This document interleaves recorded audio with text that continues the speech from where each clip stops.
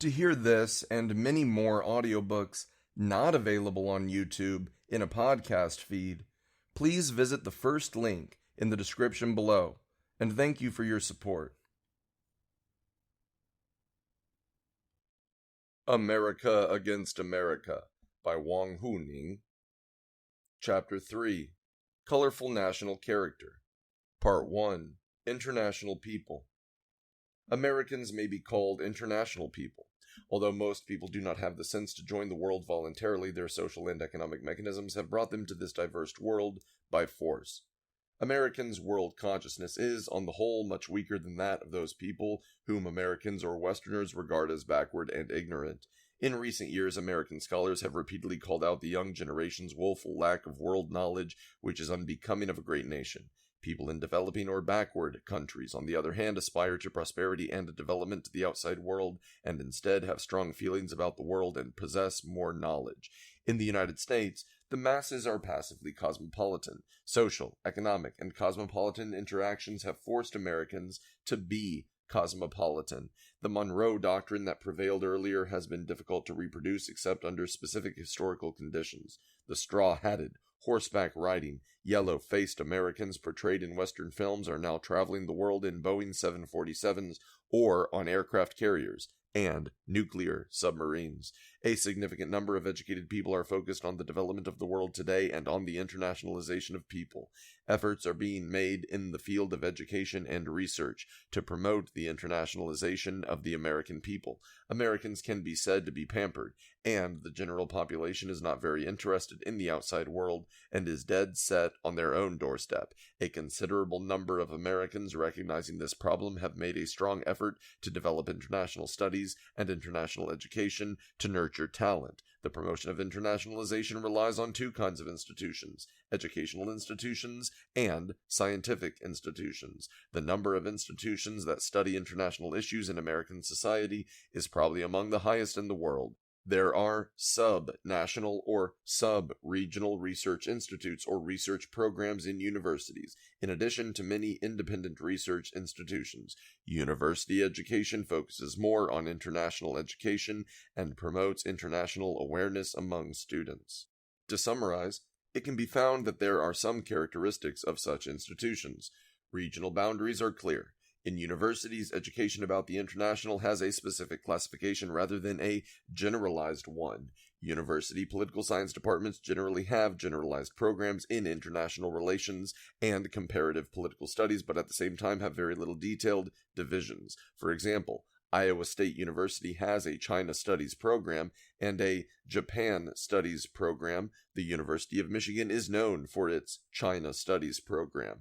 The University of Syracuse has an extremely strong India Studies program, and the University of Washington in Seattle has a special China Studies program.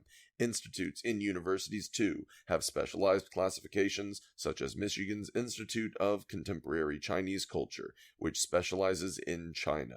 These specialized institutes or programs have strongly concentrated the experts in the field and strengthened it. Educational goals are clear. The internationalization of people is important in terms of how generations of people acquire international awareness. The achievement of this goal depends on the implementation of international education programs. Universities are generally very focused on achieving this goal. When I visited several universities in central China, the professors there told me that people in central China are more conservative and backwards, less open, less receptive to new knowledge and ideas from outside, and even more uncertain about the world. To promote the development of the central part of the country, we need to let the people here know more about the world, so we attach importance to international education. When visiting several universities in the East, Eastern professors believe that international education is a tradition of Eastern culture, openness, and understanding of the world, especially Europe. The East is strong in international studies. When visiting several universities in the West, professors here emphasized that the 21st century will be the Asia-Pacific century, and the West Coast is remote to the Asia-Pacific region. So, we should focus on Asia-Pacific studies, so Asia-Pacific studies and education in the West are especially developed. The government focuses on promotion. The internationalization of people is involved in the development of all aspects of a country's politics, economy, and culture. The development of a society ultimately depends on the quality of its people. A nation's international standing and ability to compete in the international community ultimately depends on the quality of its people as well. Policymakers know this well. This is a federal country, and the state governments have decision-making authority over the state universities. Each state government requires its universities to develop a strong international education. Take the University of California, San Diego, for example. They have established a graduate school of international relations and Pacific studies to train people for California's development into the Asia-Pacific region. The school is using high salaries to poach famous professors from universities. One of Berkeley's leading Japanese experts has been tapped, reportedly at a very high salary, perhaps $150,000 a year. The college is building an office tower on the Pacific Ocean waterfront, facing the Pacific Ocean waves, which will inspire the world to sit inside.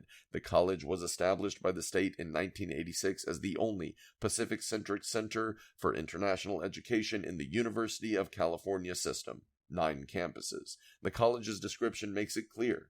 The college's primary goals are to train students interested in the countries of the Pacific, to prepare them for leadership positions in business, diplomacy, public institutions, and other fields, and to make the college a center for the study of economic, political, social, technological, and security issues in the region. This is just one example of the many universities in the United States. The government's intent, naturally, is not only to train students, but to chart political, economic, and cultural development, but without this first step, this latter one would be difficult to achieve. Emphasis on international exchange. Educational or research institutions dealing with international issues not only focus on promoting the study of foreign issues by their own professors, but also pay much attention to expanding academic exchanges and cooperation with scholars in the countries they study. Americans are probably most inclined to use foreign experts, and in this regard this nation is most pragmatic. As long as they are useful, they can use anyone. In many international research and educational institutions, visiting scholars from many countries can be found sometimes in groups. At the same time, Americans tend to formally hire someone from a particular country as a professor if he is qualified. As a result, professors of Chinese, Korean, Japanese, Indian, Canadian, French, and Hungarian descent are often found in universities, a phenomenon that I am afraid is uncommon in the world. The American concept is practical. Because you are from the country or the region, you speak the language, you are familiar with the customs, and you are in a better position to study the problems of that region. Take, for example, the East Asia Institute at the University of California, Berkeley. The institute has few researchers and only administrative staff, but it has dozens of visiting scholars from China, South Korea, Japan, Nepal, and other places. Director Robert A. Scalapino's view is that with more than half of the world's population living in the Asia-Pacific region, with the world's major political and strategic powers in the region, and with its vast natural resources, the region is of world significance. The Institute is committed to promoting exchanges between U.S. scholars and Asian scholars. By attracting foreign scholars to the United States, the goal is not only attraction but also radiation. After their visits, visiting scholars return to their respective countries. They become peers with whom U.S. scholars can continue to communicate, and the entire academic engagement will continue. As for the non-academic role of this exchange, naturally, this is not the case. The internationalization of Americans at the popular level is quite a bit passive. They are drawn into the world by the process of world economic integration, and the economic challenges of Europe, Japan, and Asia make it impossible for them not to become involved in international economic life. On the other hand, the policy orientation of government policies has also contributed to their involvement in international life, such as the Middle East issues, Central American issues, etc. However, from the point of view of the government and knowledgeable people, they are targeted and strategically intentioned in pursuing internationalization. Educational and scientific institutions also have long-term goals. These are conscious, organized, and planned processes. The past, present, and future development of the United States cannot be distinguished from this process. What worries politicians and knowledgeable people is that the younger generation has become less and less cosmopolitan. The essence of their concern is, how long can the United States maintain its position as a world power? Do they really understand the world? Do they have the ability to compete in an international arena where there are many strong players. For any society, nation, and state in today's world where the human community is in solidarity, the prerequisite for the development of one's own nation, society, or country is to be familiar with and understand the strengths and strategies of other nations and other societies. Today's world is a world of cooperation plus competition, and in a sense it is even a world of competition. The countries of the world are in full competition in politics, economy, culture, military, and lifestyle. To fail or lag behind in this competition will mean backwardness and poverty. Recent history has proved this. What has changed now is simply that this competition has become more intense and more unequal. The key factor to win in this competition is people. Promoting the internationalization of people will be an important aspect of improving and strengthening them.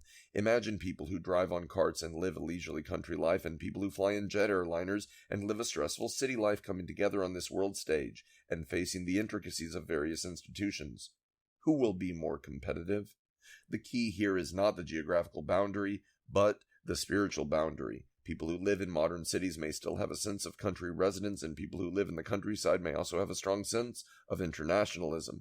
Education is a powerful force to break the boundaries of the mind. Only when this boundary is truly and fully broken can a people and society truly join the international community and truly and effectively compete internationally. The breaking of this boundary is the internationalization of people. Part 2. New and different.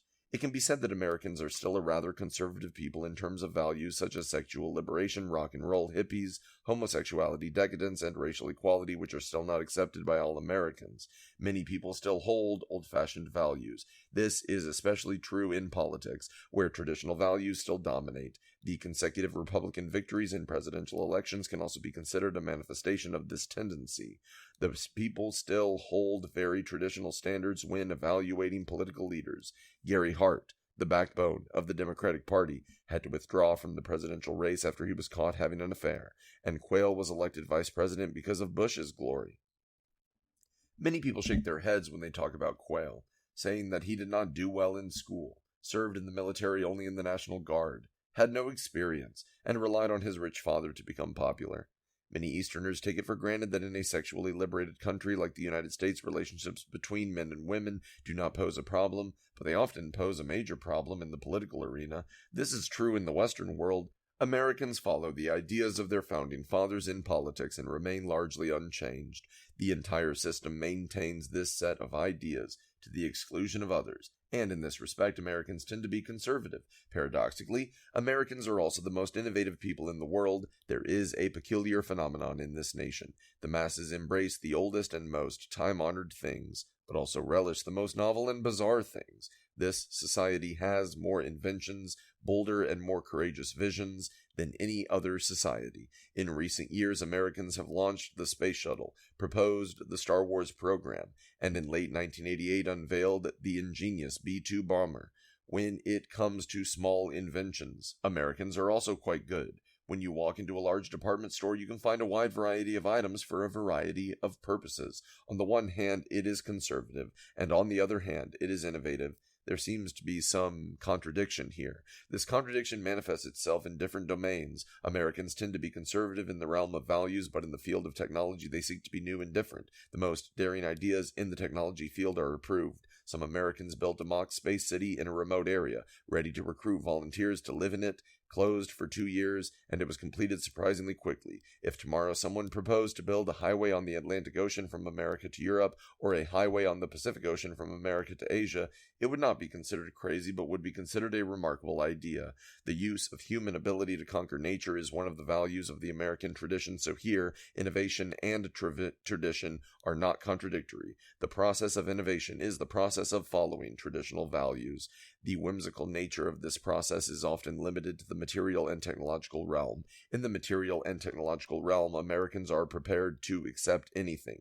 The historical development and technological progress of the United States have created this state of mind. I thought about this over and over again when I visited the Gateway Arch in St. Louis, trying to find out why and how American novelty works. The St. Louis Arch is one of the world's most impressive, standing some 630 feet tall, nearly 200 meters, and made entirely of stainless steel. It stands tall and shines majestically in the silvery light of the sun and blue sky. The span of the arch is also more than 200 meters away, and the whole arch is like an oversized silver rainbow appearing on the banks of the Mississippi River. Below the arch is the Jefferson Memorial for Territorial Expansion, which commemorates President Thomas Jefferson's campaign to advance the development of the West in the first half of the 19th century in the United States. Inside the arch is an elevator that takes visitors from below all the way to the top of the arch, which has a 10-meter walkway at the top with some windows that provide a bird's-eye view of the city of St. Louis. The elevator rises or descends through the two legs of the arch. It's a curious idea. The designer was Pharaoh Sarinian, an American architect of Finnish origin, whose design won a national call for proposals in 1947. Construction was later started by technical and engineering staff in 1963 and completed in 1965.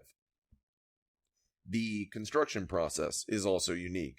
Such a high building, and did not build any scaffolding. Built from two legs, the crane is set up on the two legs. Build a little higher, climb up a little. The two legs are built in the air according to prior calculations and gradually come together at the top and finally come together. The whole process from design to construction are new and innovative, but people accepted it and built it. I also doubt. Will anyone ask what is the use of building this thing? Can it generate income? Why not build a traditional monument? Who can guarantee that it will work? Another building in Missouri that embodies the American spirit of innovation is the Fulton College Chapel, a world-famous but unassuming little place. It is famous for being the site of British Prime Minister Winston Churchill's famous speech in 1946, shortly after the smoke of World War II had cleared, saying that the Iron Curtain had fallen, separating East from West. The Cold War between the East and West began. From then on, the Iron Curtain became a common Western term to describe the Soviet Union and Eastern European countries. There is a church in this place. From the outside it is quite unassuming, nothing special compared to the countless churches in the United States, but it is a church with a distinctive flavor. The main reason for this is that the stones used to build the church were brought from England. It was originally an English church, built in the 12th century and completely remodeled in 1677. During World War II, it was severely destroyed by artillery fire, and all that remained were the ruined walls, stones, and 12 pillars. The church remained in ruins after World War II, when the Westminster College Memorial Committee proposed moving the stones to Missouri to build the college's chapel and the Winston Churchill Memorial. 1965 saw the start of the work, with 700 tons of stones crossing the Atlantic Ocean at a total cost of $3 million.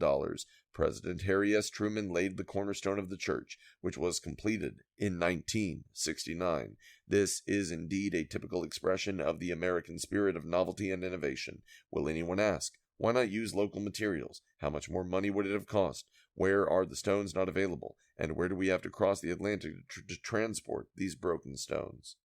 These are just two examples of American ingenuity. We can also cite many other examples. Iowa City basketball court can accommodate tens of thousands of people, but in the ground look only one floor so high, the entire gymnasium sunken in the ground below. The University of Iowa College of Law building, bare bones, steel, and concrete, with a large dome and only a few small windows, is like a military fortification, which I don't think would be so easy to penetrate in a battle. The Americans could have come up with the idea of carving 4 presidents' giant, unmistakable heads on a big hill. The monument to the unknown heroes in Washington, D.C. stands tall and bare, resembling an Egyptian-style column. The Vietnam War Memorial, a black wall with the name of each fallen man carved into it. Furniture stores sell popular water beds with mattresses that are almost a foot high, with water cushions that are incredibly soft to lie on, and water that heats and cools. Movies have the most bizarre imaginings: E.T., Star Wars, Superman, Third Contact, etc. The recently introduced B-2 bomber, No Tail, the whole is like a pair of wings, and the traditional aircraft style is very different. Costumes are even more bizarre. New clothes, very expensive, bought when they were processed to rags. It is said that the process is very complex. In the field of science and technology, the American spirit of innovation is fruitful, and so on, to name a few. Of course, sometimes the new and innovative to the extreme. The above-mentioned new rags clothing is an example. In addition, such as some people build some ultra-luxurious cars incredibly large, with a kitchen, hot tub, putting green, telephone, television, and other kinds of facilities. I'm afraid only a few people can enjoy it. Sometimes walking down the street, you can see some people's hair completely erect, explosive, or shaved a yin and yang head. Some public places hang a few pieces of broken tin, called modern sculpture. For some modern art, many people are afraid to enjoy it. In any case, the spirit of innovation in technology and in the material field is an important driving force in the development of society. Technological progress and economic development are driven by this spirit. If Americans are said to be more conservative in their values, why have they succeeded in protecting and promoting this spirit of innovation? For one thing, there is a clear line of distinction between value and technology and materiality. Value involves the moral or public sphere and should take into account the inclination of the majority of people. The latter domain belongs to the private sphere, and novelty is the weight of the private in this society. To be recognized by society, one has to be different. Political history does not provide the prerequisites that other societies have, such as aristocracy and pedigree, and all people depend on success and creativity. In fact, the conservative tendency in the sphere of values guarantees innovation in the technological and material spheres, allowing society to innovate within an orderly context. Second, the conservatism in values did not form a particular fetter, not to say not at all, to technological and material innovation. The arrival of Americans in the New World from Europe, who had originally grown up in a land of abject poverty and struggle against nature in victory over nature, became a fixed value in the American tradition. To recognize such innovations and to accept them is in itself to uphold the tradition. On the one hand, the American conception seems to exclude the technological and material part from the range of values, considering technology to be technology and material to be material. Technological and material innovations are something other than value innovations, and they enrich traditional values. The culture of some societies does not make such a clear distinction, and societies are unified with all kinds of things related to values, which often tend to constrain technological and material progress. On the other hand, traditional values are abstract at their core, such as freedom, equality, and the pursuit of happiness. Thus, technological and material innovation can be considered as an expression of freedom, and the acceptance of innovation can be considered as an expression of equality. Third, the mechanism of society forces people to innovate. The reason why I say forced is because if you want to win, you cannot be without innovation. There are two mechanisms that force people to innovate. One is the primacy of money. Anyone or any group that wants to get money or more money must be different and must constantly introduce newer things to attract people and society. The second is a society at the end state of affluence and development. People tend to average at a higher level. Without unique creation, one will not be able to get ahead. The water rises. Everyone is pursuing innovation. Innovation to get money, innovation to get identity, innovation to get social recognition. To win, you have to go to the next level. Fourth, great power vanity drives Americans to be different. The great power vanity is not necessarily a good thing, but it has a certain role in promoting innovation. Since childhood, Americans have grown up in an atmosphere of America first in the world, and most of them believe in the America first in the world statement. The more we go high-tech, the more people tend to pursue the world first. This mentality has indeed led Americans to make many world-renowned creations. At the same time, it also tends to create the illusion that Americans have hit a lot of walls with the idea that the old man is number one in the world, but its effectiveness in promoting innovation is there. Fifth, the dominant individualism in society also acts indirectly on innovation. Innovation often implies some form of individualism. Any innovation is first and foremost a unique and distinctive design. This design requires the individual to take less account of the opinions of others and the demands of others. Novelty indicates a certain individuality. Some large creations are not the creation of one person, but can eventually be broken down into the creation of many individuals, the sum of their personalities. Individualism makes people more individualistic and prone to seek novelty. In the opposite cultural atmosphere, novelty is harder to be accepted psychologically by individuals and society. Individualism has a negative effect on social harmony, but it also acts in some way on people and society. Sixth, The democratic component of traditional values contributes to people's choice of innovation and acceptance of it. Americans are happy to accept innovation, or, to put it vulgarly, often good at coaxing one another. To not acknowledge a new thing or affirm that it is good, they risk being considered undemocratic or without cultural cultivation. As some people look at the abstraction of a painting, dare not say that it is bad, afraid that people would laugh. However, many people genuinely agree with the new and different. They accept those who succeed and those who think differently. Those who are new and different often enjoy a special reputation and respect.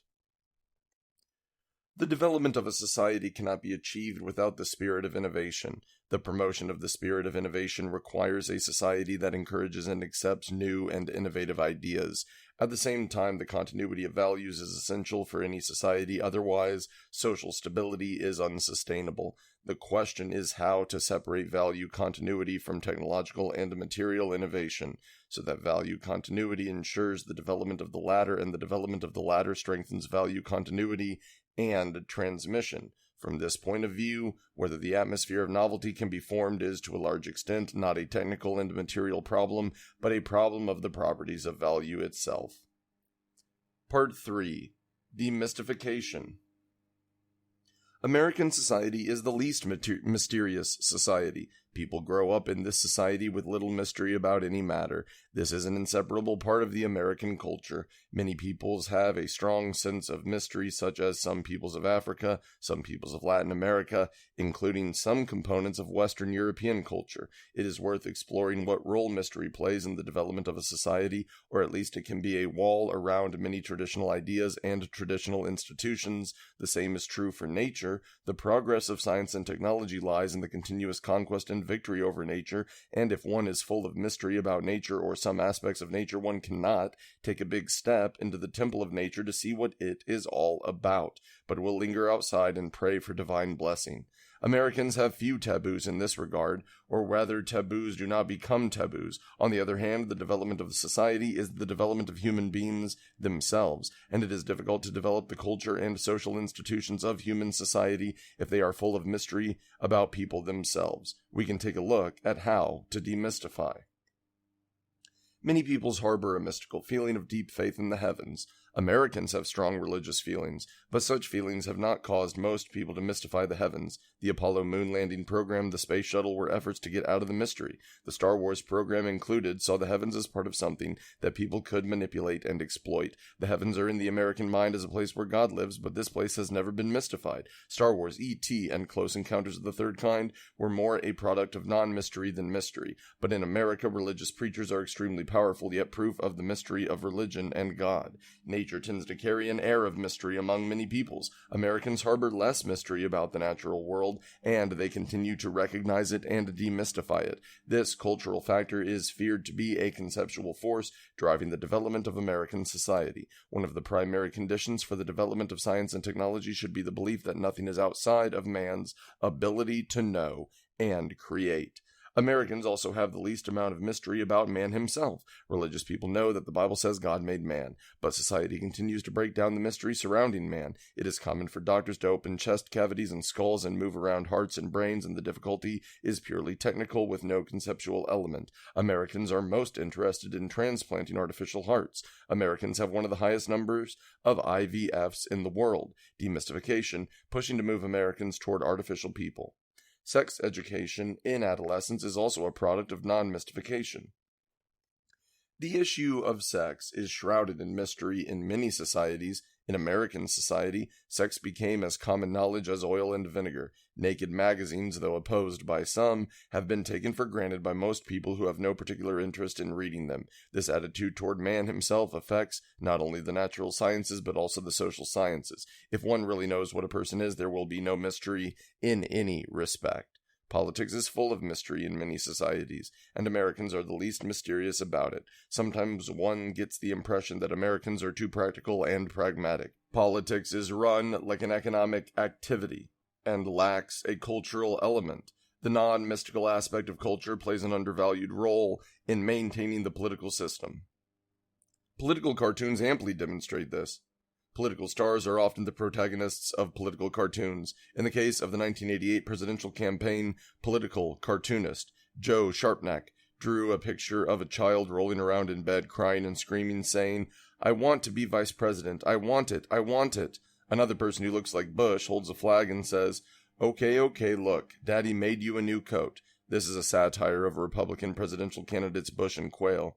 The non-mystification of politics is also seen in the press. The press is very active in political coverage. Scandals, such as Watergate, are made by the press. Iran-Contra, the Department of Defense bribery case, all related to journalists and politics. Like all other activities, there are not many people interested.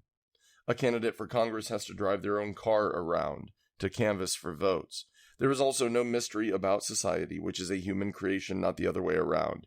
It can be recreated whenever necessary. Recently, a college student in computer science made a program that was fed into the Pentagon's network, and it destroyed the Pentagon's database.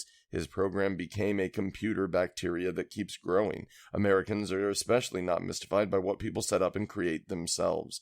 If you can create it the first time, you can create it a second time.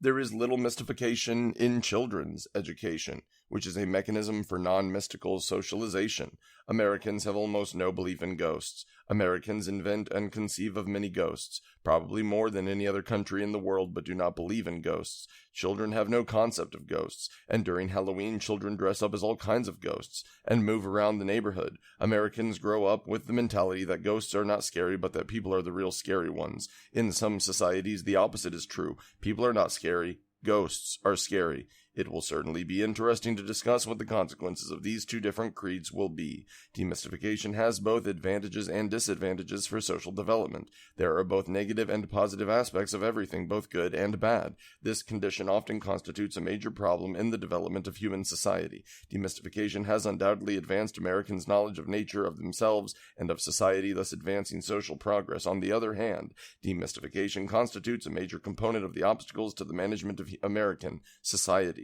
Demystification has the tendency to make people lack authority, neutrality, self-sufficiency, self-confidence. A society in which everyone harbors the idea that everything must not be finally believed can be the greatest driving force or the greatest destructive force. This is what I mean by the conundrum of human society. We can't have mystification and we can't have no mystery.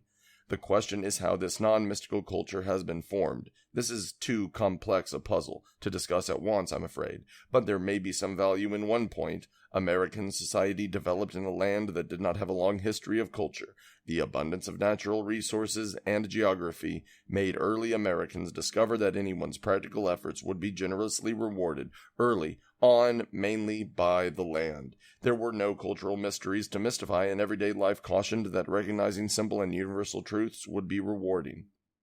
The long-standing preoccupation with pragmatism and focus on economic development also advanced demystification. One might even say that money has created demystification. Driven by money, people began by breaking out of the mystical realm of nature and later extended to man himself and the society of which he is a part.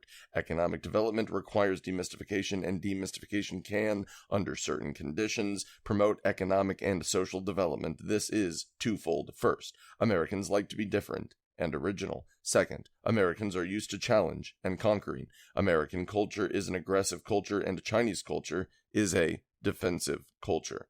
What does mystification mean? Mystification is the belief that there are things that are beyond the ability of ordinary people to recognize and change, or matters that do not belong to ordinary people. Naturally, we are not talking about divinization here. Divinization speaks of the relationship between man and supernatural forces, and mystification speaks of the relationship between man and man. Part 4. Sanctification. Americans tend to demystify, but they also tend to sacralize the most. Sacralization is still not deification because it involves relationships between people. Americans rarely deify anything. In some societies, a thing is often deified when it reaches beyond the capabilities of ordinary people, such as the phenomena depicted by the author of The Car of the Gods. Some people on the Pacific Islands deified the accidental landing of a U.S. Army plane during World War II by making a realistic plane out of wood and worshipping it.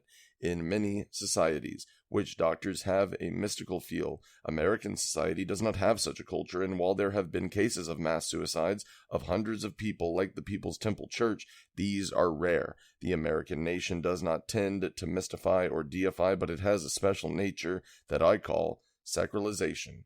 What is sacralization? Sanctification is first and foremost a secular domain. It is of a cultic nature, but it is not a religious cult. The process of sanctification is the elevation of an earthly phenomenon to a very high status. This process is not initiated by any one person or organization, but is a process of socialization. Let's look at specific examples of what I call sacralization before we analyze the social function of this phenomenon.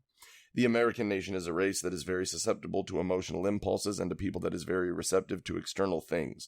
Sacralization can be seen in the political arena. The national convention of both parties is a typical manifestation of this sanctification. The enthusiasm, the excitement, the genuine emotion of the people in the room was a rare emotional resonance. The candidates of the two parties, both candidates of the two parties will be warmly welcomed in this venue. When they come out, people can cheer for as long as 10 minutes. Their speeches are constantly interrupted by applause and cheers. Throughout the campaign, candidates of both parties are greeted in this way wherever they go. As usual in such an individualistic and egalitarian culture, it is difficult for an individual to be adored in this way. One of the reasons for this is that they are sanctified. They are just a symbol of a culture or a goal that everyone is pursuing. People are more in pursuit of a sanctified spirit. Americans are also extremely prone to go this far with individuals. No matter what the person is in what profession, as long as they have achieved something, they tend to become easily sanctified. Up to the president, it can be said that Washington and the founding fathers, Lincoln, Roosevelt, Kennedy, etc., are sacralized. In celebrating them, Americans are also celebrating a spirit. The sanctification of individuals is not only in the political sphere. In the sports world, many famous ball players or other athletes are included in the sanctification process, such as track and field athlete Lewis and diver Logan. In the economic world, the possibility of being sanctified is even greater, and Iacocca was once a hotspot for such sanctification. Iacocca achieved a glorious performance at Ford Motor Company, and after being driven out of Ford, he joined Chrysler Motors, which was again remarkable, and his book became a bestseller. Film stars are naturally among the sanctified, and famous directors and artists are no exception. Uberoth, who gained fame for organizing the 23rd Olympic Games, was also sanctified. Lieutenant Colonel North, who was recently implicated in the Iran Gate scandal, has actually been the subject of sanctification because many people feel that he is loyal to his duty and is the spirit of America. However, it seems that few professors have been the object of sanctification. The singer was naturally none other than June. Madonna was so popular, and Jackson was so popular, that even President Reagan awarded him a medal of some kind. The effect that his performances achieves is amazing, and the listeners are so energetic in their worship that they hate for it to end. People in the technology world are also extremely easy to sanctify, such as the founder of Apple Computer and Wang of Wang Computer. This process of sanctification is fully open not by a center that decides who can be the object of sanctification, but by society at large to choose. This sanctification naturally manifests itself in other ways as well. Football games, for example, are actually sanctified. People are not there to watch the ball, but to see what each believes in and embraces. The whole process of the game, from the playing of the national anthem to the ceremonies to the appearances to the game to the performances at the break in the stadium, goes beyond the meaning of the game itself. For example, the event under the Statue of Liberty to celebrate the bicentennial of the country was lively, big, and not a normal celebration in nature with a certain flavor of sanctification. This is the work of the government. The government is often the promoter of sanctification, as in the case of the military, and the sanctification of the military is obvious. This is especially evident in the American attitude toward military victories and toward those who have fallen in battle. There is a curious Vietnam War memorial in Washington, D.C., where every man who died in battle has left his name. For those killed in action, official funerals are held with pomp and circumstance. The government's attitude toward the space shuttle is also an excellent example. When the space shuttle Challenger exploded, the government gave the astronauts who died high praise and honor. seeing them as dedicated men who pioneered the American spirit. The successful launch of the Space Shuttle Discovery, which the government saw as a triumph of the American spirit, had significance beyond the technological breakthroughs in astronautics. The process of sanctification is actually the process of elevating various phenomena that people believe in and choose into the American spirit, as well as the process of people accepting the American spirit. Society cultivates this mechanism, and people have a solid psychological deposit of hero worship and achievement worship. The basic spirit depicted in the Western is hero worship and achievement worship. Star Wars embodies this spirit in another way. Today's heroes are not the cowboy images of yesteryear, and today's concept of achievement is also changing. However, the character of hero worship and achievement worship within the American people still exists. The American nation lacks the cults of ghosts and gods, replacing them with the first two cults. These two kinds of worship are hidden in people's hearts and will be revealed when they feel a strong and powerful call. The growth of egalitarianism, nihilism, and relativism in contemporary American culture has made this character deeply repressed. Under ordinary conditions, it is difficult to imagine that Americans would have such strong feelings of worship. The process of sacralization is, on the one hand, a process of social induction and, on the other hand, a process of self-release.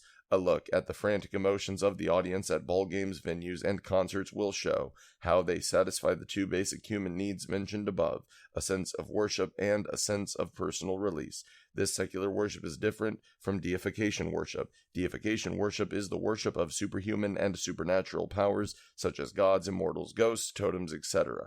The emotion for God is a belief, an emotion, a conviction, and more than a worship in America. The non-mystical tendencies of the American nation make it difficult for them to produce deified worship, and the need for human worship turns to the secular. People look for worship in their own surroundings. Americans are a pragmatic people who find it difficult to worship abstract, legendary, and invisible objects, but they can worship success, bravery, adventure, and wisdom in their own surroundings. This worship is entwined with a complex of elements: rational, irrational, emotional, non-emotional, conscious, and unconscious. The process of sanctification is, in fact, not the sanctification of the individual, but the sanctification of a spirit. This spirit has constituted the tradition of culture and has become the gene of it. The process of sanctification of society, in turn, constantly consolidates it. It is difficult to name what kind of spirit this is. In the abstract presence, on this point, see the book American Spirituality by Commager. The process of sanctification has a fundamental social function, which is to maintain and transmit the core values of society. The process of sanctification of society plays a very important role. It spreads its spirit to all levels of society on the one hand, and attracts people to join the sanctification process on the other. It is here that people's emotions, thoughts, beliefs, and pursuits come into some kind of agreement.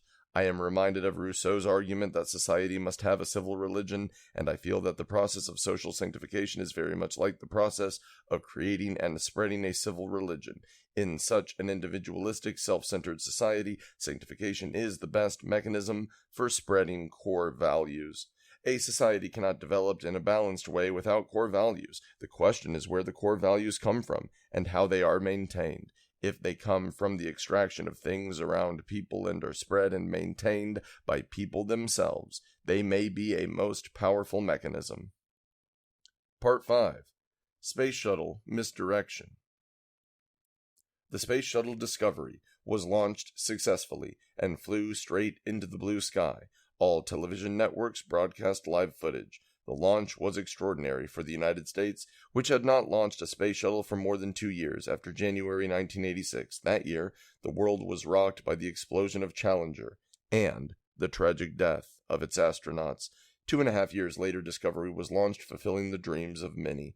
The space shuttle program best exemplifies the American spirit, or as Commager put it, the American belief that nothing is impossible and that we will not rest until we have won it all. The exploration of space embodies this belief. The process of building, launching, and controlling the space shuttle is extraordinarily complex. One need only look at the dizzying array of hundreds of computers in the control center to imagine the technological capabilities required.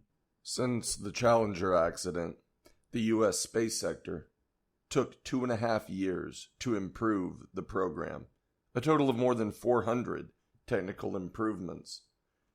The American belief is as stated above. so they are confident that they can find a way and persevere. This spirit prompted them to carry out many extreme, daring imaginations, such as the Star Wars program, the space shuttle, etc., and also prompted them to accept many small, insignificant inventions, such as machines for opening envelopes, cans, electric pencil sharpeners, etc. It should be said that this belief is a very important force that drives the development of society. However, this belief can also be alienating. This belief drives Americans to come up with solutions to the problems they face, resulting in a high level of scientific and technological development, but the high level of scientific and technological development is often followed by the illusion that it is not man who ultimately solves the problem, but rather that science and technology become the ultimate power, and man becomes its slave. A professor and I were discussing this issue and felt the same way. This illusion dominates a large part of society. In the face of some intricate social and cultural problems, Americans tend to think of it as a scientific and technological problem, or it is a matter of money, which is a result of the spirit of commercialism rather than a matter of people, of subjectivity. This is also true in the political sphere. The approach to the growth of Soviet power was to desperately develop equipment superior to Soviet weapons systems, including the eventual proposed Star Wars program. The way to deal with terrorism is to strike the other side with advanced attack forces. The way to deal with threats in international waters is a powerful and well-equipped fleet. The way to deal with regimes you don't like is to provide the opposition with a lot of advanced weaponry. The most typical illustration of this is the equipment that disabled people get: automatically guided wheelchairs, automated bedside service equipment, and glasses that guide the blind. People with disabilities are free to move around, but as human beings, their problems are not solved. This is also true in the field of politics and international relations. On the one hand, people believe too much in technology, and on the other hand, technology has become political. After Discovery's successful launch, Kennedy Space Center Director Forrest McCartney said, "Every American must have raised an eyebrow today." President Reagan watched it on television from Washington, D.C., and made a speech saying, "America is back in space." In fact, the space program has been a political weight from the beginning. In the 1960s, the Soviet Union succeeded in landing on the moon, and Americans were so enraged that President Kennedy ordered an all-out space program, followed by the Apollo moon landing, which overwhelmed the Soviet Union by a mile. There is political competition behind technological competition, and political competition needs technological competition, and technological competition supports political competition. An important direction for humanity in the 20th century is the high integration of politics and technology. Politics without technology cannot be a strong politics, and of course, technology without politics cannot be a strong technology. As a result of this combination of technology and politics, technology itself has been alienated. This phenomenon is particularly stark in the United States. Sometimes it is not the people who master the technology, but the technology that masters the people. If you want to overwhelm the Americans, you must do one thing: surpass them in science and technology. For many peoples it is different. Having technology does not work. There must also be cultural, psychological, and sociological conditions. Americans have been in a privileged position for a long time, almost since World War I, when its privileged position was formed. In 70 years, the United States has had several generations, and those born after World War II are now in their 40s. This generation of Americans is in the atmosphere of America First, and a psychological stereotype has been formed. As a result, the United States is also a nation that cannot afford to lose. Technological superiority has gradually developed into national superiority, and they cannot imagine that any nation can surpass them. Japan's rapid rise in the post-war decades has led to unusually rapid development in the field of high technology, which has surpassed the United States in some aspects, such as electronic products and automobiles. Japanese products flooded into the U.S. market, and Japanese money flooded into the United States. Some people say that a lot of Hawaii's real estate fell into the hands of the Japanese because the Japanese have come to buy houses, so the price of the land has soared. Americans are not convinced of this, often disdain the Japanese, and are always talked about with a contemptuous attitude. Americans, for a long time, did not want to recognize the success of Japan. Harvard professor Fu Gaoyi spent a lot of effort to make Americans understand this point. His Japan ranked first woke up Americans as if from a dream. A similar situation I think Americans will encounter again. This wonderful intersection of politics and technology also involves the space shuttle, and this high technology is a concentrated reflection of this relationship. Some scholars have recognized this and have begun to criticize this alienation. One professor of physics, Allen, has argued that after the Challenger launch failure, NASA prioritized a successful launch in order to save face, and for political motives. When I say misdirection of the space shuttle, I am speaking metaphorically, but I am actually referring to misdirection of science and technology. It may take generations for Americans to recognize this misdirection. Part 6. Work Ethics. The attitude of Americans towards work naturally cannot be said to be clear-cut. There is a great difference. If we talk about the workforce in society as a whole, the difference is enormous. Many people would rather receive government handouts than get a job, and they don't do it even if they have one. This is a major problem in society, and many taxpayers are complaining. Why is the government taking money out of our pockets and giving it to those who are idle? The middle class in particular is angry about this. If we're talking about people who are working, that's another story. Most people who work hard, diligently, and actively. This can be interpreted in many ways. Work ethic is a society's most valuable asset. If people's work attitude is serious and diligent, society will gain this wealth. Conversely, society loses this wealth. The economic takeoff of Japan, Singapore, Hong Kong, and South Korea is closely related to people's work attitude. Naturally, in different societies, people can promote work ethic in different ways. For example, in Eastern cultures like Japan, South Korea, Singapore, and Hong Kong, strict management systems may be an important factor. In developed capitalist countries, such as the United States, where individualism dominates the heap, it is worth analyzing what promotes people's work attitudes. In any case, a good work attitude inspired by whatever method is used, it is the first asset of a society. The American work ethic can be described as serious and diligent, and some of them make it difficult to do so. In all government offices, public places, stores, airports, stations, restaurants, etc., most people have a good work attitude. They are conscientious, enthusiastic, proactive, and well-versed in their business. I have been to many public and private departments, some to do research, some to do business, and most of the people there can be called competent in their work. They work on their own initiative. When I did research in Congressman Nagel's office, the two clerks there explained everything carefully, piece by piece, and rummaged around for reference materials. The three secretaries in the political science department where I worked sat there every day.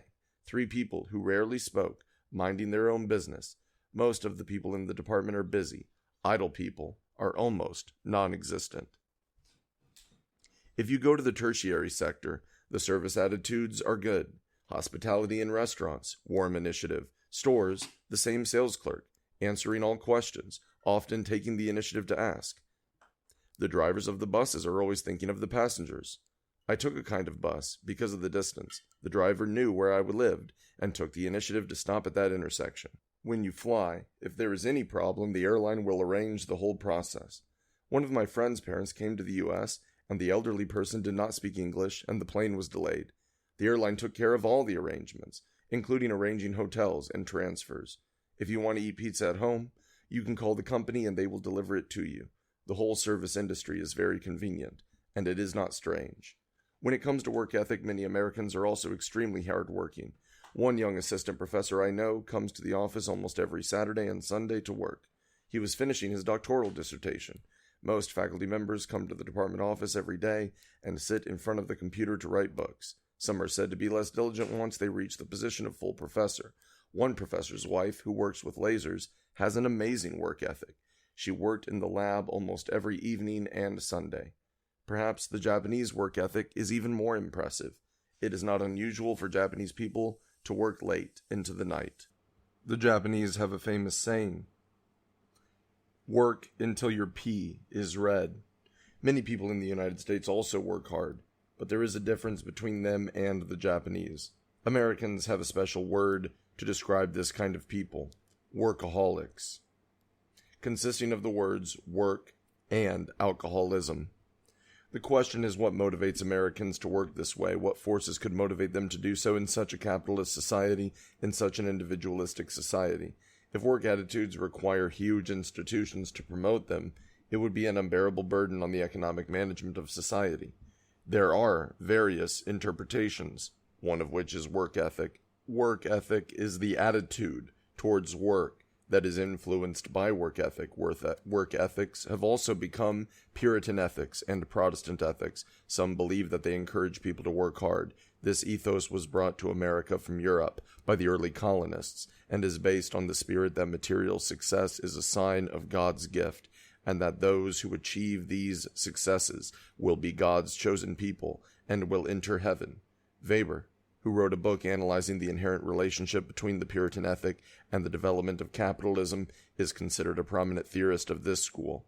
Today, this religious overtone has long faded considerably, but the spirit still exists in a small way. Most people can no longer be said to be influenced by this religious spirit. The development of culture has long since relegated this religious spirit to a distant place. If the older people still have this idea, the younger generation does not know what this religious belief is, so obviously it cannot be explained by religious feelings. Religious feelings, for the new generation, are already a very distant story. Another explanation is that the American dream drives people to work hard. Those who have seen the TV series Ellis Island can easily understand what the typical American dream is. It is to get rich and become wealthy. It's about getting rich and getting richer. You get paid for working hard, you get richer, and you improve your social status. The explanation that immigrants come to the United States and become rich as a result is still valid, and most working Americans are motivated by a confluence of several factors, among which the acquisition of money is a very basic one, but it's hard to say whether everyone wants to make a fortune. Many Americans no longer have such an interest as long as they can live comfortably. There is also an explanation from a psychological perspective. This explanation believes that work can lead to satisfaction, such as Maslow and his systematic theoretical analysis. In fact, there are indeed a number of Americans who seek psychological satisfaction in their work. This phenomenon is evidenced by the large number of volunteer workers. Voluntary workers are not paid and are completely obligated, but they can get rid of their personal loneliness by their work, get social recognition, and find the meaning of their existence. But, after all, there are not many people who consider the problem from a purely psychological point of view. There should be some other mechanism that motivates people to work hard. I think that the most important thing is that people's desire to pursue life can be satisfied only when they work hard. There are two main principles that give rise to this mechanism. First, the improvement of living standards is determined mainly by the amount of income, the amount of money, which becomes necessary to maintain and improve life. Second, most jobs are provided by the private sector, both in the public and private sectors, with full employment rights and no lifetime employment. On the one hand, people must work in order to survive or live better, and on the other hand, if they want to continue working or be better paid, they must work hard or risk losing their jobs. These two principles are the main motivation for most Americans to work hard today. Of course, for both principles to work, other conditions are needed. Economically speaking, a sufficient influx of goods is a major condition. The full flow of goods allows everyone who has money to buy anything for sale, and status, power, and family are no longer limitations, so that everyone will go after money and nothing else. Between high and low in each profession is no longer important. What matters is that the money can be used to achieve the goal one is seeking. The money earned by sanitation workers does not smell bad and circulates in the society as well. When people's desire to consume is fully stimulated, as long as they have money, they can, and the difference in the nature of work is the second level of things. It can be said that this set of mechanisms is coercive. They include all people in the capitalist way of operating and force everyone who enters this mechanism to obey the rules, or it can be said that the delivery is the coercion of private ownership. They can expel anyone who does not want to obey this mechanism. People get money here, and capital gets profit here. The mechanism is the basic one that allows capitalist society to function. At the same time, this mechanism is outside the political system, and people's work ethic is ensured by this mechanism, not by the political system. The political system appears much easier. The above statement is a generalization that there are antisocial and anti-system forces in society. Many people prefer to stay out of the system. Americans work hard, but they are also the best at relaxing. In American terms, it means work hard, play hard. This is different from the Japanese, who are probably only the first half, working hard. The Japanese have recently been talking about a disease called death by overwork, in which many people die of chronic overwork in middle age. Americans have the most ambitious plans for spending money on the weekends or during holidays. Students are also most frantic on the weekends. Perhaps they have suffered too much coercion and repression at work and want to let off steam. There is one prerequisite for a good work ethic in any society, and it is simple. Find a way to make each person feel that they are working for themselves, not for others. For most people, this is important. The way to make people feel this way can vary. This feeling is not necessarily created in the economic sphere alone, but also requires other conditions, such as politics and culture. In fact, social organizations, in any way, rarely allow everyone to work for themselves, so that society would not be a society, and the key thing is to make people feel this way. This belief. Part 7. Sexual Liberation. The sexual liberation of Westerners is something that is both tempting and unbelievable in the eyes of Easterners. Most Easterners have heard about Westerners' sexual freedom, casual sex, and sexual pervasiveness. In fact, this issue is not so easy to explore for a person who has just stepped into the United States, because it is impossible to penetrate into the American life. Sightseers can see movie theaters showing X-rated movies and groups of prostitutes on the streets of New York. There is also nudity and sexuality on television shows. Bookstores and grocery stores display pornographic publications, such as Playgirl, Playboy, and Penthouse. But these were all commercialized sexual liberation. The real average American's view of sexuality is not so easy to understand. What I have analyzed is more theoretical than practical, because I really haven't gotten into the minds and lives of ordinary Americans. I remember the book Glory in Dreams, which has a very documented depiction of sexual liberation. One thing is certain, Westerners and Americans today have a much different view of sexuality than they did in the 18th century, and even before the 2 world wars. Traditional Western concepts and ethics also emphasize women's chastity and self-respect, and a strict set of behavioral rules for women. Old European culture was more concerned with this. Today, it is quite different. The classical shift is that sex cannot be limited to a definition of physical pleasure, nor can it be understood only as a symbol of deep human bonding, for if it is so understood, sexual activity is subject to social, religious, and moral values. The religious life of the European Middle Ages was one of repression of sexual desire, and advocated that man repress his desire in devotion to God. The Decameron depicts the inner quest of people under this repression. European religious spirituality basically considered sexual activity to be within the scope of the flesh, and not in the ascension of the soul.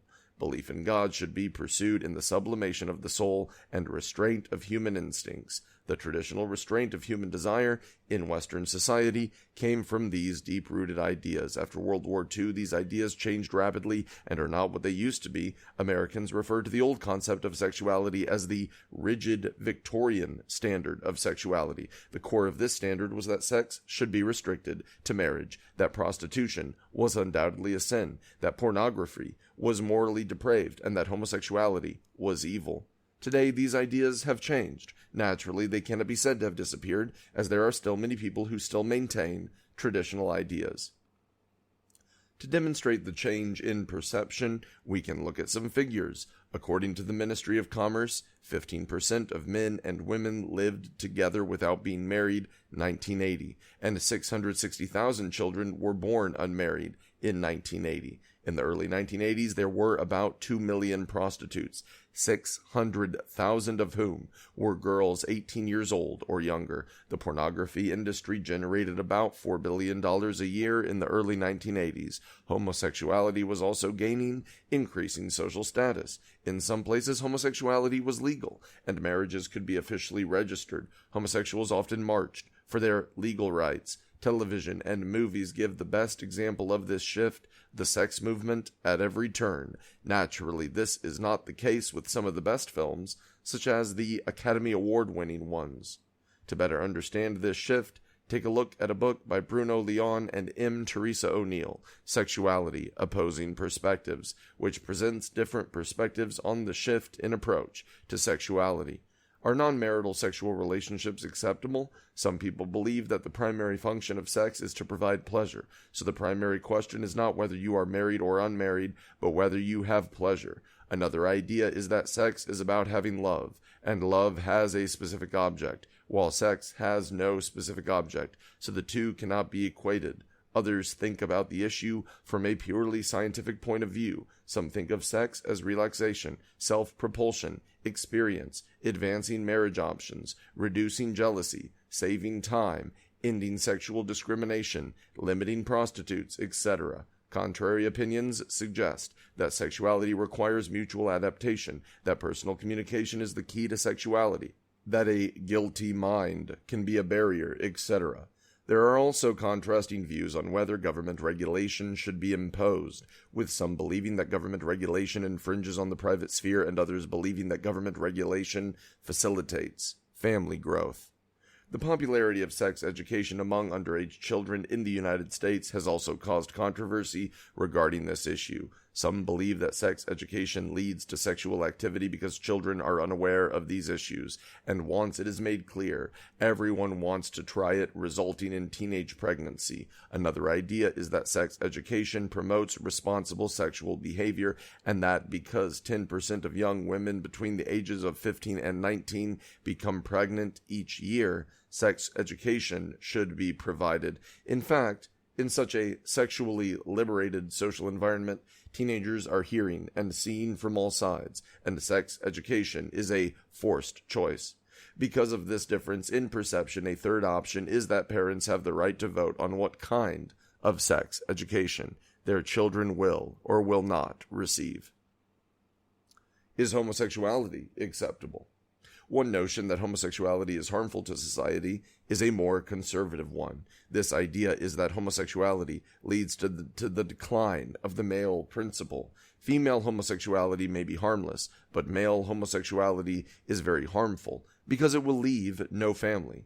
The other idea is the opposite, that homosexuality is a socially responsible contribution, that it is not a pathology, and that it brings people together. Some suggest that homosexuality should be behind closed doors and not open. Some advocate that homosexuals have the right to live openly, and that they should be allowed to live in the light of day, which is a human right. In 1968, President Nixon organized a special commission to investigate this issue. 8 members of the commission investigated pornographic publications and films. Their report concluded that pornography was harmless. They believed that these media could increase mutual understanding among adults, and that public opinion considered it unacceptable to legislate against pornography. This was the majority report. The minority report of the committee found pornographic publications harmful, arguing that they are extremely harmful to society, public morality, human values, family attitudes, and culture, and that the pornography industry is contrary to human nature. The debate on this issue is very different between the two factions, with those in favor of prohibition believing that pornography causes sexual violence, juvenile depravity, family breakdown, and other problems. Those against believe that pornography comforts the human psyche and conforms to the norms of a free society. There is also a difference of opinion as to whether pornography promotes violence or not. Is it a crime to be a prostitute? Prostitution is generally understood by the Chinese. The debate around this issue in the United States is also clear-cut. Some argue that prostitution is a crime. Others believe that prostitution is not a crime. The two schools of thought are at odds. These arguments are all related to sexual liberation. Once upon a time, these issues were self-evident, but today they are rather unintelligible. American culture is now a culture of tolerance for sexuality, and all five kinds can exist. This is both the strength and the weakness of American culture. I am afraid that in America the best can exist and the worst can exist. Sexual liberation has influenced the sexuality of the younger generation. Most of the parents growing up now are the generation in the 1960s at the height of the sexual liberation. People generally have a more open attitude toward sexual liberation. It is normal for high school students to have girlfriends or boyfriends. This is especially true for middle schoolers and above. Young people think more in terms of pleasure and don't seem to associate pleasure with having a family, which is a different thing. Parents are also used to these things. Often they instruct their children on how to have sex properly so that girls don't get pregnant.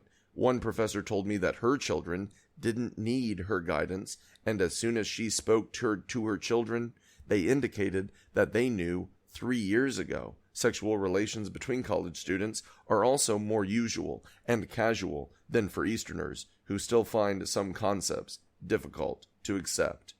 What is sexual liberation? Consider the new Charter of Sexual Rights and Responsibilities, which appeared in February 1976. The Charter says physical pleasure has the same value as moral values. Traditional religious and social concepts often accuse carnal pleasure of being a sin. These concepts are inhumane and destroy human relationships. Findings from behavioral science indicate that deprivation of physical pleasure, especially during the anthropogenic period, often leads to family disintegration, child abuse, crime, violence, alcoholism, and other inhumane behaviors. We declare that carnal pleasure within the context of human relationships is essential. This is, in effect, the leaven of sexual liberation, from the fear of carnal pleasure to the pursuit of carnal pleasure. I'm afraid that American sexual liberation has reached its peak. There is nothing left for future generations to discover. Pornographic magazines have exposed everything about men and women. Any further discovery would be anatomical. Pornographic magazines often use large color photographs to render the human body, including the fine details of the genitals. In many states, these magazines are available for public sale. Pornographic films are rife with sexual acts. In such an environment, arguments can be naturally heated. The biggest problem is the younger generation. In order to cope with such a carnal-seeking age, schools offer courses in this area. There are countless other manuals for teenagers and parents. All kinds of libraries have such manuals. Teenage students take this class. These books generally tell young men and women clearly about their physiology, the changes in puberty, how to use contraception, etc. This type of education is very popular. Although it is said that sexual liberation is here, many people still have their own views on the issue of sex. One friend told me, Americans are not as casual as they are portrayed in movies, or at least he takes the issue seriously. In political life, having sexual relations outside of marriage is scandalous. In the 1988 election, Gary Hart, who originally wanted to run for president, had to withdraw from the race because of such stories. In areas such as schools, this can sometimes be an issue. Quayle, the Republican candidate for vice president, was once involved in this kind of a fiasco, but fortunately nothing happened to him. So, the ethical norms that maintain the basic order of a society have not been completely breached. They are still in effect. The question is why there was sexual liberation after the 1960s, but not before. Is there any logical connection between this and the high level of material production? There should be. Freud said that the development of civilized life inevitably suppressed human instincts. Marcuse called it a necessary repression. But after the full development of material life, people do not need to use all their energy to cope with nature and to maintain physical survival. Human instincts will be unleashed. The development of the material level of society leads to a revolution of moral concepts. The more important issue of this process is that it raises a new issue of social management, from the management of material production to the management of human behavior. I am afraid that this is a problem that any society will encounter after reaching a certain level of material well-being.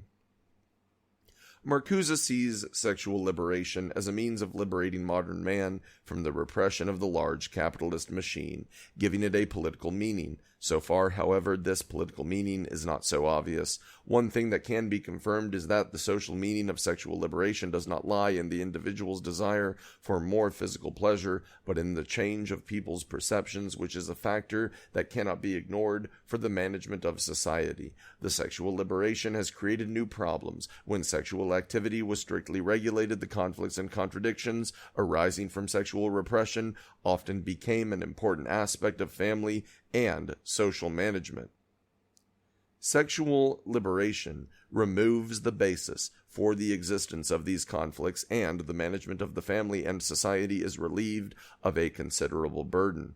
Although society carries a new burden, after all, it is changed. It is a tricky job for social management to maintain the old order and old ideas. The longer it takes, the more difficult it becomes. Naturally, maintaining the new order and new ideas is also a tricky job, and the shorter the time, the more difficult it is. There seems to be a contradiction between these two, a dilemma that makes it difficult to choose. This is where the problem of American society lies. Sexual liberation is the most typical sample of the new problems it raises, which have emerged now and will become more apparent in the future. Part 8. The Lonely Heart. A writer recently wrote a book called The Lonely American that has caused quite a stir. The main idea of the book is that in today's American society, all kinds of people have become very lonely, whether they are single, married, teenagers, or elderly. Loneliness, or the deep sense of loneliness in people's hearts, has brought about a lot of difficulties and problems to society, especially as people with emotional needs and interaction needs. They are more likely to be bitter, lost, desolate, uncertain, despondent, anxious, and sad. In this environment, these internal variations, as well as the mental pressure, largely determine people's behavior, and thus constitute a pressure in the operation of society. Human loneliness is posing an increasingly serious challenge to society and constitutes an important aspect of social management and government administration. How are Americans lonely? Some people don't think that Americans are lonely either, or at least they may not all think so themselves. It may not be true that every American is lonely, but there are plenty who feel lonely. It is entirely possible for children to be lonely at home. There are many reasons why children may feel lonely. Many children have only a single parent, that is, a father or a mother. This may be due to the divorce of the parents, or the mother may be unmarried and have children. In such a family, the child lacks the necessary family warmth, and over time, a sense of loneliness develops. The phenomenon of single families is extremely common, and a large proportion of children and adolescents live in such families. Even in an intact family, this situation can easily arise. If parents are busy with work, they have no time for their children. Many families use the American way of raising children, which is to encourage independence. Children are placed in separate rooms at an early age and left to their own devices. In some sense, this is good for child development. However, in a combination of certain factors, it can also lead to a sense of isolation in children. I dare not say that this type of nursing necessarily leads to loneliness in people's minds, but the imprint it puts on children's minds is hardly anti-solitude. The findings of psychologists show that the life experiences of a person in adolescence will have an indelible impact on that person's life. We can say that teenagers do not know loneliness, born in loneliness do not know loneliness, but older people feel this very well. Loneliness among the elderly is a major headache in American society. Most elderly people are in a state of loneliness. Children generally do not live with the elderly. Each has their own things. There is little psychological comfort for the elderly. When children come back to visit on holidays, it is also a whirlwind. In their daily lives, children rarely interfere, believing that it is everyone's private domain and not wanting to interfere. Many elderly people live in nursing homes and move into them when they are old enough. The movie On Golden Pond, which won an Academy Award and starred Henry Fonda, deeply portrays the inner loneliness of an elderly couple and their witty approach to the problem, which resonates strongly with people. The elderly have many organizations of their own, all designed to combat loneliness. For example, the Burial Committee, mostly composed of elderly people, is responsible for arranging funeral affairs of the elderly after their death. The existence of this organization is probably very telling. People in the middle of childhood and old age also feel various kinds of loneliness for various reasons. People who are working also seem to have difficulty in finding some mechanism to eliminate loneliness. Work is a purely technical or material activity, which means that there is a lack of emotional and spiritual communication. Of course, it is not true that any workplace lacks such mechanisms, but it is not easy to develop such a mechanism. The American ego, which is often reflected in work, develops work into the biggest obstacle to emotional and spiritual communication. The high mobility of social work also constitutes an obstacle to the development of hypertechnical relationships. Many people who work part-time tend to work for 3 or 5 days and then leave, so how can we talk about interpersonal communication? Married men and women in general feel less lonely, but that is not always the case. Many partners still have difficulties in communicating with each other spiritually. Divorced men and women. There is no need to talk about loneliness, and this problem has become a major social problem in the United States. The divorce rate in the United States is probably the highest in the world. After divorce, men and women are very prone to loneliness and often live in lonely situations. American loneliness is either superficial or deep and manifests itself in different forms. It is also a disease derived from all developed societies. A friend told me a story that vividly reflects the loneliness of an American. The main character of the story is a woman of almost 50 years. She came from a wealthy family, married to a professor, and then divorced. Her children have grown up and are living independently outside the home. She now lives alone in a house. She has no job and earns some money by working short hours. Due to her mental depression, she often drinks heavily. When she drinks, she becomes delirious, crying and screaming, which is naturally caused by her mental loneliness. But what made people feel that she was lonely was not her situation, but people's attitude toward her. The friend who was living in her house was often worried about the woman's condition. He called her children. Her children said that it was her business and they could not interfere with it. If she felt that she needed to go to the hospital or to the police, it was up to her to decide that they could not decide. In effect, they were saying that they couldn't control it, but just let it happen. When he called her best friend, the answer was the same, saying there was nothing he could do. Although the best friend also cannot exceed the authority, the friend can only watch her drunken madness, helpless. That best friend of hers said, "She is trying to treat me like a mother and pamper me." From the bottom of her heart, that friend despised her too. The question is, why was she like that? It was a deep-seated loneliness. Her loneliness was not only within herself, but also in the way society treated her on the outside. She was alone in society, and society was alone in her. This is the situation that a lonely American encounters. How are Americans lonely? This is a question that is difficult to answer in one sentence. We can say that the American economic system has created human loneliness, and the prominence and importance of money in society has monetized human relationships, while human feelings are forced down in money relationships. A little warmth may mean money. We can say that the dominant value of America, individualism, leads to the isolation of the individual. Tocqueville says that the American Revolution led to the growth of individualism, but individualism means at the same time self-solitude. Without accepting self-solitude, the fear of dissolution also makes it difficult to truly create the conditions for individualism. The overwhelming position of individualism in society may be a good note for the lonely American. We could say that the American protection of the private domain also protects loneliness. Each person does not like or want others to invade his or her own domain of life. This desire breeds solitude. Perhaps Americans like solitude, or more accurately, want a moderate amount of it. The question is whether they are prepared to deal with the greater or socially imposed loneliness. The mechanisms that people devise and build themselves to ensure moderate loneliness sum up in society to impose unbearable and unbearable loneliness on the individual. The problems that such mechanisms create for the individual become potential problems for society. Human loneliness is a product of social institutions, and it is difficult to find solutions as long as such social institutions remain intact. The most difficult thing for an institution to overcome is its own byproducts. The authors of Megatrends argue that the development of high technology has increased the pursuit of high emotion. The overly concentrated pursuit of any one thing in a society constitutes a political management problem.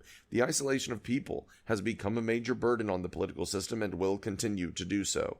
Analyzing many of the government's policy actions, it is easy to see that the more fundamental motivation lies in the complex and constant role of each person's loneliness.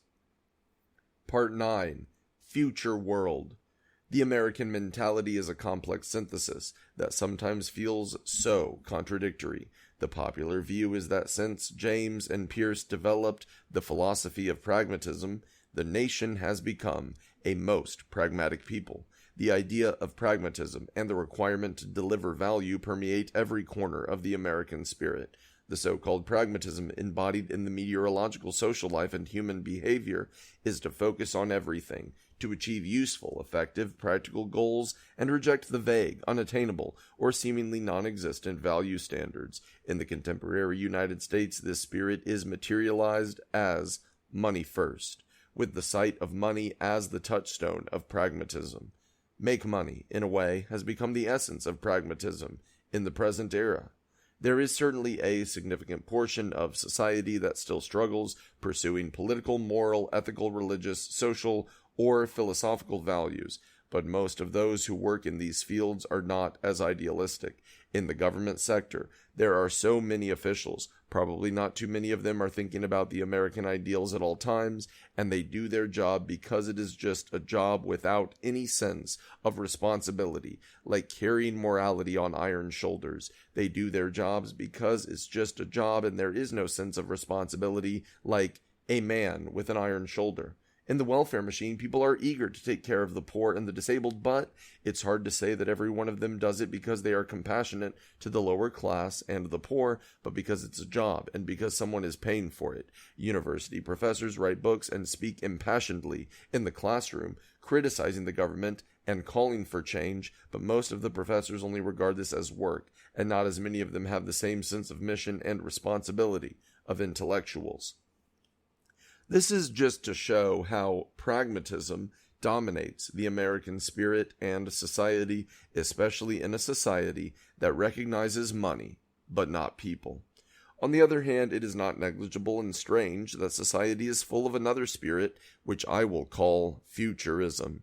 In this materialistic society, there is rarely any force that can override pragmatism. However, the idea of futurism has a particularly strong appeal and allure. Therefore, futurism also constitutes a fundamental core in the general spirit of this society.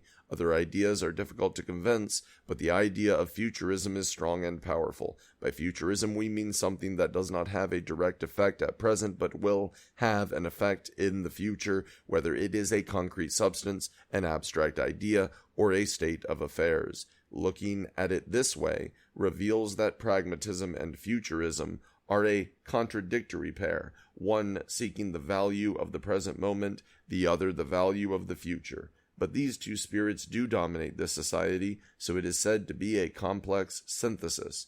We can look at examples of futuristic spirituality. On the political front, look at the 1984 presidential election. A popular topic of debate between Bush and Dukakis was America in the 21st century, or the world and America in the 21st century. Can the United States maintain its current position in the world? Where will the United States go in the face of challenges from Japan and Europe, and possibly from China?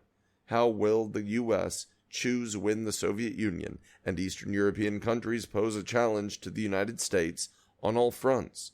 Both parties, in their efforts to win over voters, have talked about how their policy strategies will continue to make the 21st century the American century, which they see as the century of the United States. Now, there is talk that the 21st century will be Japan's century or China's century.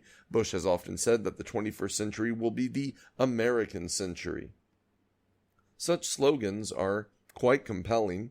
Nixon's 1987 book, 1999, Winning Without War, in which the recurring theme is how the United States will win in the future, what threats the United States will encounter in the future, and how the United States should choose its response, became an immediate bestseller. It is clear that this concern lies not only with politicians, but also with the general public, otherwise it would not be successful as a strategy to pull voters. On the military front, Americans also have a stronger futuristic sensibility. In terms of future warfare, strategy, and weapons research, the United States has been very concerned and invested heavily. The tens of billions of dollars spent on the Star Wars program is a futuristic-dominated product. This plan, which seemed to many to be a whimsical idea, was determined to be put into practice in earnest by the Americans to deal with a possible new round of strategic weapons competition in the future. One of the factors underlying the uproar over this plan, which has caused much debate in the court and the country, is the conflict between the spirit of pragmatism and the spirit of futurism. The spirit of futurism prevails in most cases when it comes to armament development. Plus, the arms industry mostly supports futurism because it is profitable, even though they may all be authentic pragmatists themselves. The recent introduction of the B-2 bomber is a typical reflection of this futurism. It is futurism, rather than pragmatism, that dominates the development of strategic imperatives despite appearances of pragmatism. In the conflicts and fluctuations in Nicaragua, the Philippines, and the Middle East, the attitude of the government has been, for the most part, based on futuristic strategic thinking. When it comes to scientific and technological development, Americans are more futuristic. The idea of futurism is extremely flourishing in fundamental areas such as basic theory, astrophysics, biological sciences, and chemistry. It is often said that the sciences have the most money in American universities. All this money comes from foundations or whatever institutions outside the university. The leading idea as to why these institutions are willing to invest large sums of money is to look at the future. The recent announcement of the world's largest collider in the United States with a total length of 80 kilometers sounds like an amazing project, but with an eye on the future, the Americans decided to fund the construction. When it comes to computers, Americans are also looking to the future, and companies are investing large sums of money in developing the latest models. Environmental protection, which has attracted unprecedented attention in this society, has become a fundamental force in government policy with an unprecedented public consensus on the issue. Without a futuristic spirit, such a consensus would have been difficult to develop. In urban construction, the mark of futurism is even deeper, whether in Iowa, a small city of a few tens of thousands of people, or in New York, a metropolis of over 10 million people. Futurism has a pivotal role in the design of urban construction. One of the conditions that must be kept in mind in order for an urban plan to be successful and realized is what will become of the design in the coming decades. Will it become an obstacle to further urban development, or will it be a bridge to further urban development? In many cities, highways, subways, buildings, and homes are designed and built with the future world in mind. The International Trade Tower in New York, for example, is a majestic building standing tall above, and the world below is even more amazing, with a huge underground level with subways and trains to all parts of New York and neighboring states. The designers designed it with the needs of future urban development in mind. In many cities, much of the housing is over 50 or even 100 years old, but it still does not look dilapidated or cramped, and a small building renovated is still very substantial housing. This is an incomparable resource. If at that time housing was built to last 5 or 20 years only, to be eliminated or become uninhabitable, then it is not possible to reach the level that it is at today. Futurism in the construction of the city is expressed as a 100-year plan. Futurism is also evident in the education of talent. Americans understand that the world of the future is the world of today's children and young people.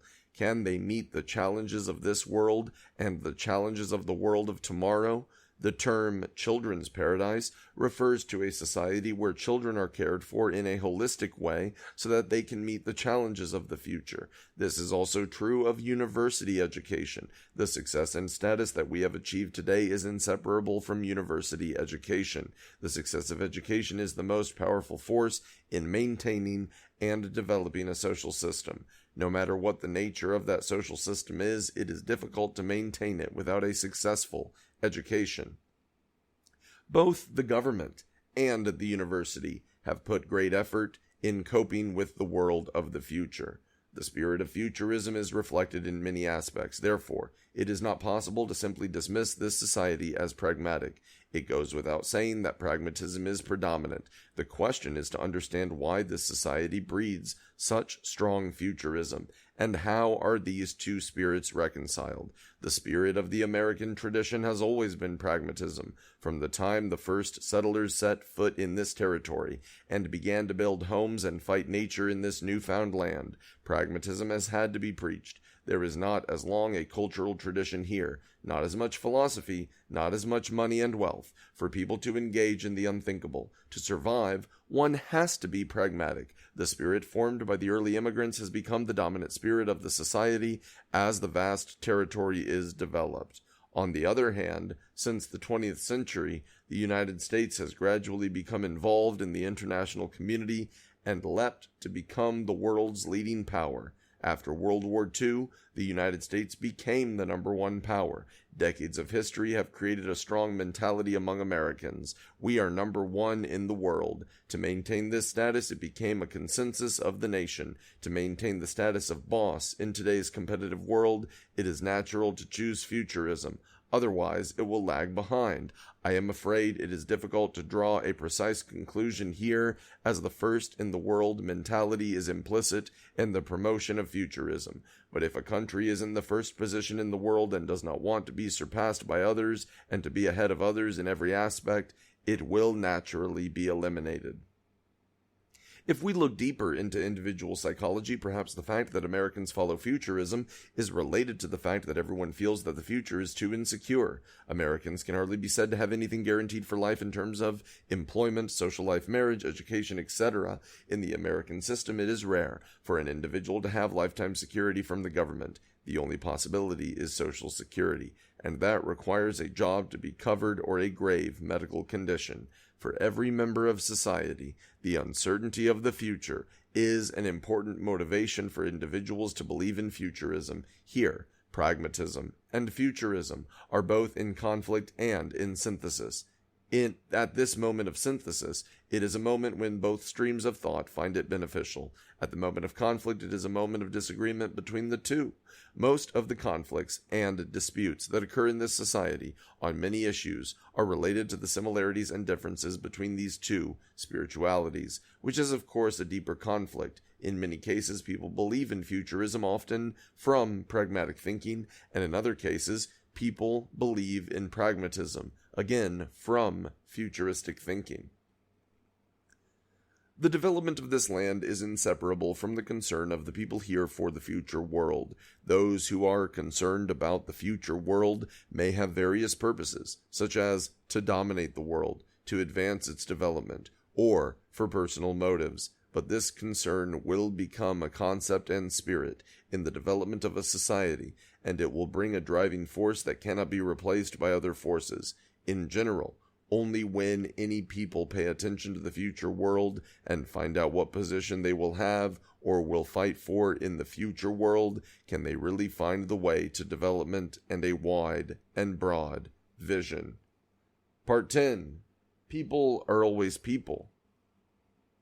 It is generally believed that human relationships in American society are simpler and less complex, and people live in society based on their abilities, knowledge, and money, rather than on relationships, family, and other factors, which constitute the biggest difference between Eastern and Western societies. And the culture of Eastern societies, especially within the Confucian cultural circle, emphasizes identity, discipline, etiquette, and blood, while Western culture emphasizes talent, law, profit, and authority. In general, and only in general, this division is acceptable, but it must not be assumed that this is absolutely true of American and Western societies.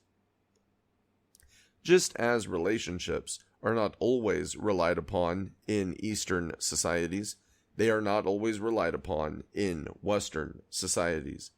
Due to the developed economy and material abundance, there are some problems that are easier to solve in American society and do not require too complicated operational processes. A person who does the most difficult and tiring work, road repair, cleaners, porters, etc., after taking the money can buy any goods in the store, can go to stay in any high-class hotel, can go to any restaurant to eat and drink. Most of the things that rich people can do, others with money can also do. This is what Marcuse called assimilation or integration. Marcuse was critical of this, arguing that this mechanism assimilated class divisions and that the working class assimilated into the capitalist system and became unaware of its exploitation and oppression. This was the result of a highly developed commodity economy. The full flow of commodities harmonized social contradictions. In fact, in many societies, the cause of various social contradictions is the scarcity of commodities. Ordinary people do not think that much about high and profound problems.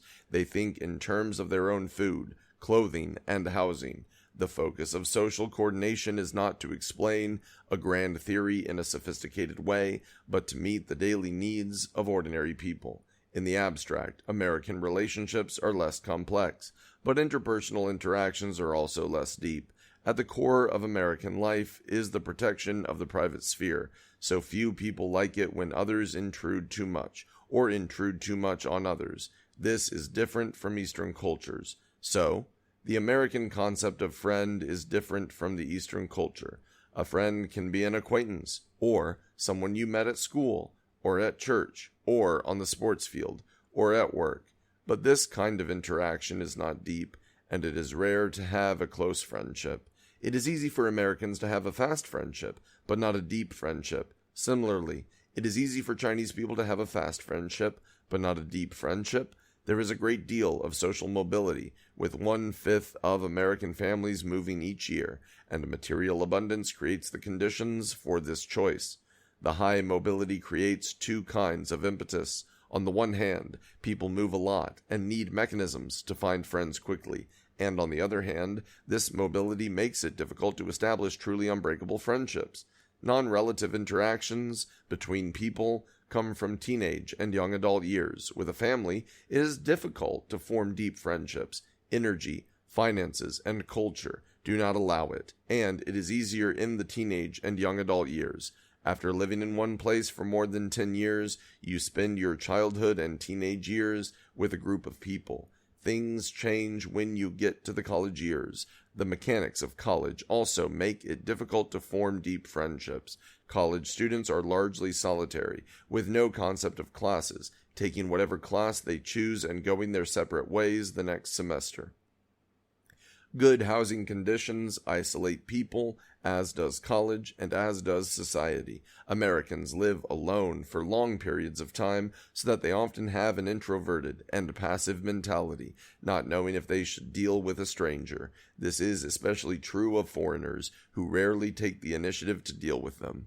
Although the concept of foreigner is foreign to Americans, they often cannot tell who a foreigner is and who is a native. In fact, it is very difficult, except that foreigners often think in their minds that they are foreigners, in this case, clearly identified foreigners. But Americans are often very welcoming if the foreigner takes the initiative, so on and so forth. Some people think it is good for the development of society because there are no complicated interpersonal relationships and everyone can eat according to their abilities. Some people think it is not good for the development of society because there is no deep friendship between people and human feelings are too thin and social life is not harmonious. The above is just a general statement. In fact, when you look at American society, human relationships are not unimportant but vital. People are always people, and without relationships, how can society be sustainable? In many ways, human relationships are very similar to those in Eastern cultures. One professor told me that in America, people can live well without relationships, but they can live better if they have them. I am afraid this is a more objective evaluation. In fact, this is not a unique phenomenon of a nation, but only a different degree under different cultural conditions and economic development. I can give some examples of the American mentality. In politics, the role of relationships is clear. One of the major controversies in the 1988 presidential campaign was the Republican vice presidential candidate Quayle, who was not considered by public opinion to be a prominent figure or to have gotten ahead by his own struggle, but by his family, which earned $2 million a year. He did not do well in school. There was some talk of the draft, and so on. The power of family is still important in America. Without a family background, a person may come out on top, and with a family background, a person is more likely to come out on top. The Kennedy family is an example. When George Bush became president, he had the power to appoint all political officials, and many of his old friends were given high-ranking positions, even though public opinion was not favorable to some of them.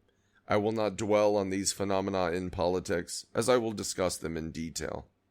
One of the professors who studied African issues told me that to do good research I had to do fieldwork in various countries and regions of East Africa, and that to do so I could not attend classes in the department. He got permission from the head of the department. The other professors then became very jealous. They didn't say anything on the surface, but there was a lot of gossip behind the scenes that this professor was getting too good a deal for not teaching and going abroad and getting a salary at the same time. In contrast, they were too unprofitable. I asked him how he could get the permission of the department head. He said the department chair had a good relationship with him. He was working on a plan to get the department chair to go to a country in Africa for a scenic trip and lecture on the side. This professor is a very decent man, but he knows how to get his way. When I was visiting a university on the East Coast, a friend told me that the interpersonal relationships among professors in the department were complicated, with professors fighting with and backstabbing each other. Sometimes there were arguments in the classroom. One professor criticized a school of thought in class for having no theory and abstract data, and another professor in the room immediately asked him to be more specific. It was actually a conflict between the two of them. Professors often see professors in the same field as competition. Of course, there are harmonious relationships. In the society of working, interpersonal relationship is more important. How the relationship is with the boss, how the relationship is with the foreman, directly affects a person's status and future. I think this is true in higher education institutions, not to mention others. In a university, full professors with tenure hold the power in the department while others have little power. Full professors can decide on the promotion and retention of other personnel. Such a power relationship determines the basic relationship of professors in the department. The desire of the other faculty members to have a good relationship with the full professor is very obvious. I'm not saying that this relationship is bad per se, but I am trying to illustrate the existence of interpersonal relationships. Another noteworthy event was a situation seen at a university that illustrates very well that Americans do not disregard human relations. A delegation from the Japanese business community came to speak at a university representing some of Japan's major corporations and important academic institutions. The Japanese are rich and already known to the world. At the reception, many Americans treated the Japanese representatives with respect and looked for things to say. One woman official from the local government held the hand of a Japanese man for several minutes, smiling all over and saying straight out that the Japanese man had a beautiful tie. I felt uncomfortable looking at her. In fact, she was trying to get some Japanese investment for the local area. Americans mostly despise Japanese, but their attitudes towards Japanese and what they think inside is different.